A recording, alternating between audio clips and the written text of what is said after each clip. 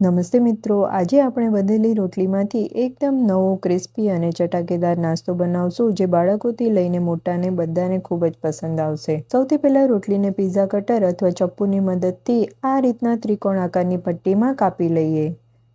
હવે આમાંથી એક પટ્ટીને લઈ રોલ કરતા જઈએ। આ રીતના રોલ કરી રોલ ખુલી ન જાય તેના માટે ટૂથપીક લગાવી લઈએ અને બરાબર લોક કરી લઈએ।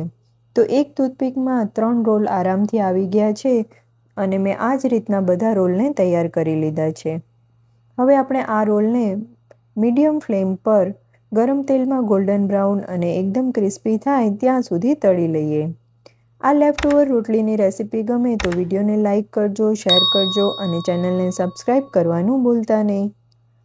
અહીં આપણા બધા જ રોલ તળાઈને રેડી છે। તેને એક પ્લેટમાં કાઢી તેમાંથી બધી ટૂથપીકને કાઢી લઈએ। હવે બીજા પેનમાં એક થોડું તેલ ગરમ કરી તેમાં ઝીણું સમારેલું લસણ ઉમેરી લસણ ગોલ્ડન બ્રાઉન થાય ત્યાં સુધી આપણે તેને સાતળી લઈએ। જો તમારે આમાં કોઈ વેજીટેબલ ઉમેરવા હોય તો આ જ સમયે વેજીટેબલ ઉમેરીને થોડા સાતળી લેવાના। હવે આપણે તેમાં 1 ચમચી જેટલો રેડ ચીલી સોસ અને 2 ચમચી જેટલો સોયા સોસ ઉમેરી બરાબર મિક્સ કરી લઈએ।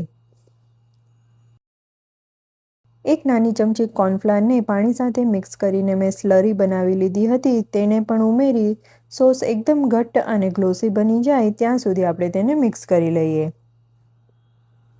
હવે આ સોસમાં તળેલા રોટલીના રોલ ઉમેરી સોસ બધી બાજુ કોટ થઈ જાય એવી રીતના હલકા હાથે મિક્સ કરી લઈએ। છેલ્લે ઉપરથી થોડી ઝીણી સમારેલી કોથમીર ઉમેરીએ। બસ તૈયાર છે આપણો વધેલી રોટલીનો એકદમ નવો ક્રિસ્પી અને ટેસ્ટી નાસ્તો। આને ગરમા ગરમ સર્વ કરીએ। તો ફરી મળીએ આવી જ નવી ટેસ્ટી રેસીપી સાથે। આવજો।